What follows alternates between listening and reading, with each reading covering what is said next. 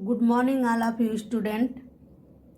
आज हम पढ़ेंगे 9th standard Hindi lesson 5 Julia. Julia यह एक एकांकी विधा है। इस एकांकी विधा के लेखक हैं अंतोन चेखव जी। लेखक कौन है? अंतोन चेखव जी। यह रूस की यह एकांकी है। जूलिया एक एकांकी का यह मुख्य पात्र है। जूलिया एक सेविका का नाम है जिसे रूस में गवर्नेस के नाम से जानते हैं। गवर्नेस कहते हैं और सेविका में से यानी आप दासी भी कह सकते हो, या जो बच्चों को पढ़ाने के लिए रखा जाता है घर पे, उसकी देखभाल, बच्चों की देखभाल करने वाली को भी सेविका या दासी या आप एक कह लें कि गवर्नेस कहते हैं।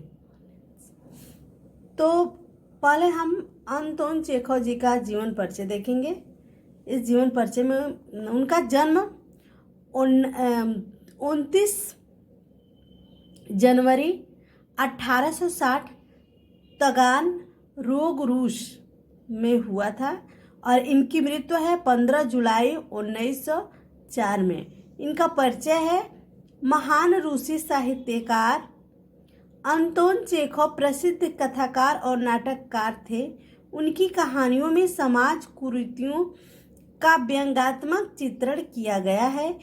प्रमुख कृतियां हैं a dreary story, the wife उपन्यास, Anna on neck, a bad business, the bird market, old age Grisha आदि। कहानी इवानोव द चेरी ऑर्चर्ड आदि नाटक है। गद्य संबंधित भी देखेंगे। एकांकी, इसका आकार छोटा होने के कारण इसमें एक ही कथा होती है। इसकी कथा व संवाद आदि से अंत तक रोचक और आकर्षक होते हैं। प्रस्तुत एकांकी में रचनाकार ने दब्बूपन को त्याग कर अपने अधिकार न्याय के लिए सजग रहने हेतु प्रेरित किया है। देखिए बच्चों, इस एकांकी जो जूलिया एकांकी है, जूलिया एकांकी के माध्यम से, अच्छा पहले मैं बता दूं एकांकी क्या होता है। एकांकी जो होता है एक नाटक का ही भाग होता है। जो नाटक जो है कि आपका नाटक नौटंकी जो होता है, नाटक जो होता है वह कई दिनों तक चलता है, लेकिन एकांकी में समय भी सीमित होता है और पात्र भी मुख्य ही रहते हैं। पात्र की संख्या भी मतलब अधिक से ज़्यादा नहीं होता है, सीमित होता है। और जैसे मान लो 5-6 ऐसे पात्र होते हैं और 8 से अधिक नहीं होता है। और एकांकी जो है इसमें जो है ये 5 मिनट या आधे घंटे के अंदर का ही वो एकांकी होता है, ठीक ना। तो इस जूलिया जो है पाठ के माध्यम से लेखक जी ने यह बताया है कि कुछ ऐसे भले लोग होते हैं जो भल मानसता में अपने साथ होने वाले अन्याय और जो भी उनके साथ जो बर्ताव किया जाता है, व्यवहार किया जाता है, बुरा व्यवहार किया जाता है, उसको क्या करते हैं, उसको सह लेते हैं। वह किसी से कहते नहीं है, ना ही उसका विरोध करने के लिए अपने में हिम्मत जुटा पाते हैं। तो ये प्रस्तुत एकांकी जो है जूलिया ऐसी ही एक दब्बू और एक भीरू मतलब डरपोक महिला है जो अन्याय सहकर भी वह क्या रहती है, हमेशा शांत रहती है। वह किसी से कहती नहीं है। जिस व्यक्ति के बच्चों को वह पढ़ाती है वह उसकी देखभाल करती है। वह व्यक्ति उसे सबक सिखाने के लिए, जो यहाँ गृह स्वामी दिया है ना, घर का जो मालिक है, वह क्या करता है, उसी मालिक के बच्चों को वो पढ़ाती है, देखभाल करती है। तो वो मालिक क्या करता है कि उसको सबक सिखाने के लिए, सीख सिखाने के लिए वह अन्याय का झूठा नाटक करता है, उसके साथ जो है अन्याय का झूठा नाटक करता है और जूलिया की आंखें खोल देता है कि निर्मम, कठोर, क्रूर और यह हृदयहीन संसार में दब्बू और ऋण रहित यानी कमजोर लोगों का कोई स्थान नहीं होता है। इसीलिए उसे क्या करना चाहिए? अपने बचाव रखने के लिए उसे हमेशा निर्भीक और निडर होकर के न्याय के लिए सजग रहने हेतु प्रेरित करना चाहिए। ओके, लड़ना चाहिए अपने अधिकार को पाने के लिए, हमेशा लड़ना चाहिए सच्चाई पे। ठीक, तो आइए हम पढ़ते हैं यह जूलिया। एकांकी में गवर्नेंस सेविका की मार्मिक पीड़ा, विवशता का सजीव चित्रण और शोषण से मुक्ति पाने का प्रभावी संदेश है। मैंने बताया ना। अब हम पढ़ेंगे जूलिया। जूलिया जो है बच्चों को, जूलिया दबे स्वर में, आपने मुझे बुलाया था मालिक। गृहस्वामी, हाँ हाँ बैठ जाओ जूलिया, खड़ी मत रहो। जूलिया बैठती हुई शुक्रिया करती है, यानी उनको धन्यवाद देती है। गृहस्वामी, जूलिया मैं तुम्हारी तनख्वाह में पगार होता है, पेमेंट होता है, का हिसाब करना चाहता हूँ। मेरे ख्याल से तुम्हें पैसों की ज़रूरत होगी और जितना मैं तुम्हें जान सका हूँ मुझे लगता है कि तुम अपने आप पैसे भी नहीं मांगोगी, यानी तुम मतलब पैसे नहीं मांगोगी अपने से, मुझे ही बोलना पड़ेगा, बताना पड़ेगा, इसलिए मैं खुद ही तुम्हें पैसे देना चाहता हूँ। हाँ, तो तुम्हारी तनख्वाह 30 रूबल महीना तय हुई थी ना।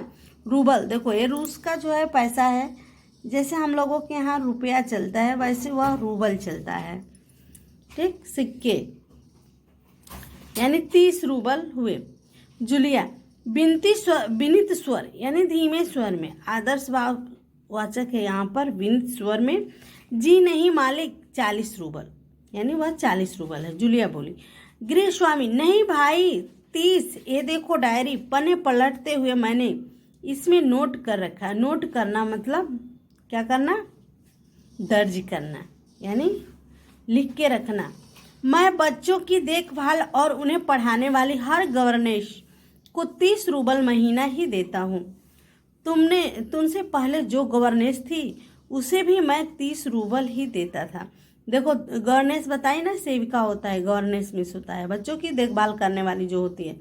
तो और गृहस्वामी जो है, घर का मालिक जो बोल रहा है कि तुमसे पहले जितने भी वो सेविका आई थी, गवर्नेंस आई थी, मैंने 30 रूबल ही सबको महीना का पेमेंट दिया। पहले जो गवर्नेंस थी उसे भी मैं 30 रूबल ही देता था। अच्छा, तो तुम्हें हमारे यहाँ काम करते हुए 2 महीने हुए हैं। जूलिया दबे स्वर में बोले, धीमी स्वर में बोल रही है, जी नहीं 2 महीने 5 दिन। जूलिया ने 2 महीने 5 दिन काम किया था। गृहस्वामी, क्या कह रही हो जूलिया? ठीक 2 महीने हुए हैं भाई, मैंने डायरी में सब नोट कर रखा है। हाँ, तो 2 महीने के बनते हैं ऐसे करते हुए 60 रूबल, लेकिन 60 रूबल तभी बनते हैं जब महीने में तुमने एक दिन भी छुट्टी न ली हो। अभी देखो वो बोल रहे हैं कि आपको पूरा पेमेंट तभी मिलेगा जब 60 दिन में एक दिन भी तुमने छुट्टी नहीं ली हो। अभी उसकी अपसेंट ही देखेंगे, छुट्टी में अपसेंट नहीं रही हो। तुमने इतवार यानी संडे, इतवार को छुट्टी मनाई है, उस दिन तुमने कोई काम नहीं किया, सिर्फ कोल्या को घुमाने के लिए ले गई हो। और ये तो तुम भी मानोगी कि बच्चे को घुमाने के लिए ले जाना कोई काम नहीं होता। इसके अलावा तुमने 3 छुट्टियां और ली है, ठीक है ना। देखो बच्चों, आप लोग ध्यान से देखो कितनी छुट्टियां और निकालता है बच्चों की। पहले जो इतवार को छुट्टी की थी, फिर उसके बाद 3 छुट्टी और ली थी। दबे स्वर में जूलिया दबे स्वर में कहती है, जी आप कह रहे हैं तो ठीक, ठीक ऐसे कह के वह रुक जाती है। गृहस्वामी, अरे भाई मैं क्या गलत कह रहा हूँ? हाँ, तो 9 इतवार और 3 छुट्टियां यानी 12 दिन तुमने काम नहीं किया है। देखो 12 दिन, एक जो है 9 इतवार और 3 दिन छुट्टी की थी, तो 9 3 कितना होता है? 12। तो 12 छुट्टियाँ उसकी ऐसे निकल गई। अभी देखिए,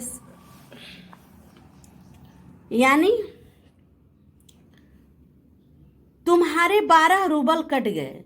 उधर कोल्या 4 दिन बीमार रहा और तुमने सिर्फ वान्या को ही पढ़ाया। पिछले हफ्ते शायद 3 दिन दांतों में दर्द रहा और मेरी पत्नी ने तुम्हें दोपहर बाद छुट्टी दे दी थी। तो 12 और 7 19, कितना हुआ? 19 19 नागे। हाँ तो भाई घटाओ 60 में से 19, कितने रहते हैं? करते हुए 41 रूबल। वो बोल रहा है 41 रूबल, ठीक है।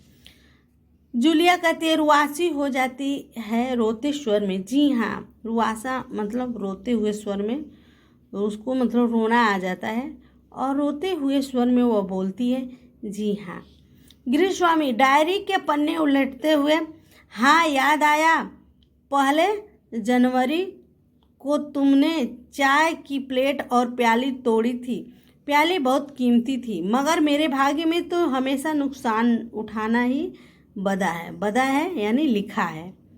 ठीक, मैंने जिसका भला करना चाहा, मतलब अच्छा करना चाहा, उसने मुझे नुकसान पहुंचाने में कोई कसर नहीं छोड़ी। कोई कसर नहीं छोड़ी यानी अपनी ओर से पूरा यत्न किया, जी जान से यत्न करना, प्रयत्न करना। ओके, ये मुहावरा है आपका, कोई कसर नहीं छोड़ना, यानी कोई कसर न छोड़ना यानी पूरा प्रयत्न करना।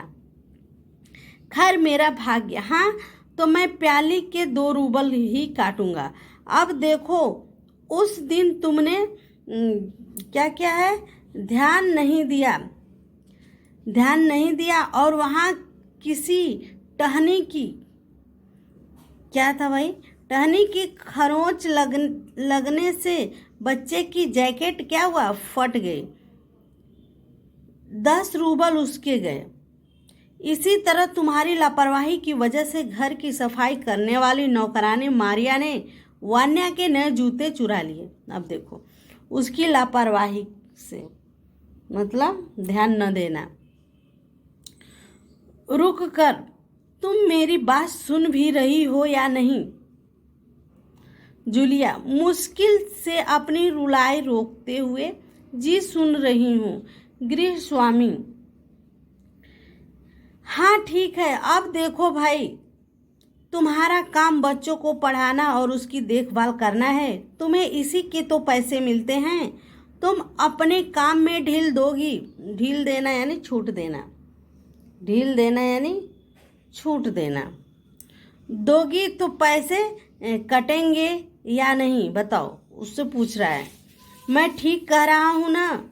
तो जूतों के 5 रूबल और कट गए। और हाँ, 10 जनवरी को मैं तुम्हें 10 रूबल दिए थे। अब जूलिया क्या कहते हैं, लगभग रोते हुए कहती है, जी नहीं, आपने कुछ नहीं, आगे नहीं कह पाती है। गृह स्वामी, अरे मैं क्या झूठ बोल रहा हूँ, मैं डायरी में हर चीज़ नोट कर लेता हूँ। नोट कर लेता है यानी दर्ज कर लेता हूँ। अच्छा, डायरी में क्या होता है? डायरी में दैनिकी होती है, जो दिन के जितने भी मतलब जो भी काम है किए रहते हैं उसमें लिखा जाता है। तो वो डायरी जो है इंग्लिश वर्ड है और हिंदी में उसको दैनिकी बोलते हैं। क्या बोलते हैं? दैनिकी। तो बोल रहा है कि डायरी में हर चीज़ नोट कर लेता हूँ। तुम्हें यकीन न हो तो यानी विश्वास न हो तो दिखाऊं डायरी के पन्ने यूं ही पलटने लगता है। जूलिया आंसू पोंछती हुई, आप कह रहे हैं तो आपने दिए ही होंगे। गृह स्वामी कड़े स्वर में, दिए होंगे नहीं हैं, दिए होंगे क्या, नहीं दिए हैं। ठीक है, घटाओ 27 में से 41, 27 41 में से 41 में से 27 को घटाओ, कितने बचे? 14। क्यों, हिसाब ठीक है ना? जूलिया कहती आंसू पीती हुई, आंसू पीती हुई। आंसू पीना ये क्या है? मुहावरा है। घोर दुख होने पर भी शांत रहना। घोर दुख होने पर भी शांत रहना। पीती हुई कांपती आवाज में बोलती है, मुझे अभी तक एक ही बार कुछ पैसे मिले थे और वह मुझे मालकिन ने दिए थे। सिर्फ 3 रूबल, ज्यादा नहीं। गृहस्वामी जैसे आसमान से गिरा हो, जैसे आसमान से गिरा हो। अच्छा, और इतनी बड़ी बात तुम्हारी मालकिन ने मुझे बताई तक नहीं। देखो तुम बताती तो हो जा तुम न बताती तो हो जाता ना अनर्थ। खैर, देर से ही सही, मैं इसे भी डायरी में नोट कर लेता हूँ। डायरी खोलकर उसने यूं ही कुछ लिखता है। हाँ, तो 14 में से 3 और घटा दो, बचे हैं 11 रूबल। देते हुए, संभालो, गिन लो, ठीक है ना? जूलिया कांपते हाथों में रूबल लेती है, कांपते स्वर में, जी धन्यवाद। वह कांपते स्वर में उनको धन्यवाद देती है, गृहस्वामी को। गृहस्वामी अपना गुस्सा नहीं संभाल पाता है। ऊंचे स्वर में, लगभग चिल्लाते हुए, तुम मुझे धन्यवाद दे रही हो जूलिया, जबकि तुम अच्छी तरह जानती हो कि मैंने तुम्हें ठग लिया है। ठग लेना क्या करना? ठग लेना यानी धोखा देना। मैंने तुम्हें क्या दिया है? धोखा दिया है। तुम्हें तुम्हारे पैसे हड़प लिए हैं। हड़प लेना यानी बेईमानी से अधिकार कर लेना। ठीक, किसी चीज को बेईमानी से हासिल करना, अधिकार कर लेना, वह हड़पना कहलाता है। तो और तुम इसके बावजूद मुझे धन्यवाद दे रही हो। गुस्से में आवाज कांपने लगती है। किसकी? गृहस्वामी की आवाज जो है वह गुस्सा करता है उसकी बातों पर और उसकी आवाज कांपने लगती है, कंपन आने लगता है उसकी आवाज में। जूलिया, जी हाँ मालिक। गृहस्वामी गुस्से से तुलतुलाने लगता है। जैसे गुस्सा आता है ना तो आदमी को जो कहना रहता है वो सही से ठीक से वो कह नहीं पाता है, जबान जो है लड़खड़ाने लगती। तो वैसे वह तुलतुलाते हुए बोलने लगा, जी हाँ मालिक, जी हाँ मालिक। क्यों जी हाँ मालिक? जूलिया डर जाती है भयभीत स्वर में, क्योंकि इससे पहले मैंने जहाँ जहाँ काम किया उन लोगों ने तो मुझे 1 पैसा तक नहीं दिया। आप तो कुछ तो दे रहे हैं। गृहस्वामी क्रोध के कारण कांपते हुए उत्तेजित स्वर में यानी तेजी से, उन लोगों ने तुम्हें 1 पैसा तक नहीं दिया जूलिया? मुझे ये बात जानकर जरा भी आश्चर्य नहीं हो रहा है। आश्चर्य में क्या होना? चकित। स्वर धीमा कर, जूलिया, मुझे इस बात के लिए माफ़ कर देना कि मैंने तुम्हारे साथ एक छोटा सा क्रूर मजाक किया, पर मैं तुम्हें सबक सिखाना चाहता हूँ। सबक सिखाना यानी दंड देना। इसका अर्थ होता है दंड देना, वो भी एक सबक सिखाना होता है। तो मैं क्या करना चाहता हूँ? सबक सिखाना चाहता हूँ। देखो जूलिया, मैं तुम्हारा 1 पैसा नहीं मारूंगा। जेब से निकाल कर ये हैं तुम्हारे 80 रूबल। मैं अभी इन्हें तुम्हें दूंगा, लेकिन इससे पहले मैं क्या करूंगा? मैं तुमसे कुछ पूछना चाहता हूँ, चाहूँगा। जूलिया, क्या ये जरूरी है कि इंसान भला कहलाने के लिए इतना दब्बू, भीरू और बोंदा बन जाए? दब्बू और भीरू और क्या बन जाए? बोंदा बन जाए। तो दब्बू मिस होता है जो शांत स्वभाव के होते हैं, कुछ नहीं कहते हैं, और हाँ, भीरू मिस वही होता है, डरपोक होता है। बोंदा बन जाए कि उसके साथ जो अन्याय हो रहा है उसका विरोध तक न करे, बस खामोश में शांत रहने और सारी ज्यादतियाँ जो भी मतलब वो प्रॉब्लम होते हैं सहता जाए। नहीं जूलिया, नहीं। इस तरह खामोश रहने से काम नहीं चलेगा। अपने को बचाए रखने के लिए तुम्हें एक कठोर, क्रूर, निर्मम और हृदयहीन संसार में लड़ना होगा।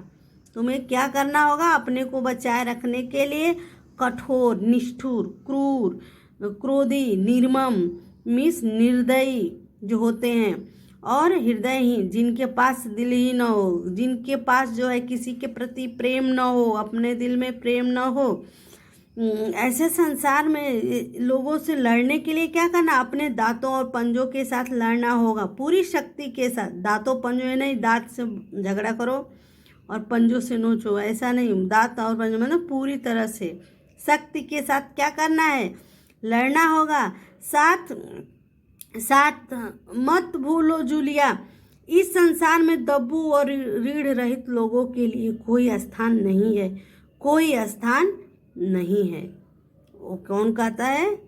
मालिक, गृहस्वामी। एक ये जो एकांकी है, इसी पर इसे हमें क्या सीख मिली है कि हमें अपने अधिकार के लिए, चाहे हम किसी से छोटा हो या बड़े हो, कुछ भी हो, जो भी सच्चाई है, अधिकार है, उसके लिए आवाज़ उठानी चाहिए। अपने ऊपर ज़्यादा सज़ा सहनी नहीं चाहिए, ठीक?